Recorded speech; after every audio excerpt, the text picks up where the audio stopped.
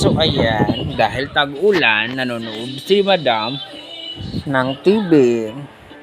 So ayan Madam, nanonood siya ng TV. Dito lang kami ngayon sa bahay. So for watching, ayan, tutulog kami. Guys, subscribe naman. Pa-subscribe kami guys ng aming YouTube channel. Ayan ang aking madam. Masama po ang pakiramdam ni madam. May sugat po siya sa paa. Nilalagnat po ang aking madam.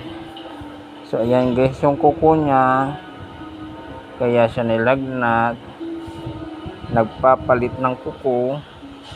Kasi na anuhan siya guys ng nalaglagan siya ng bote. Sakit guys. Tapos ayan pa yung sugat niya, nadapa ang aking dalaga, nagdididi pa siya guys. Wawa naman ang aking dalaga.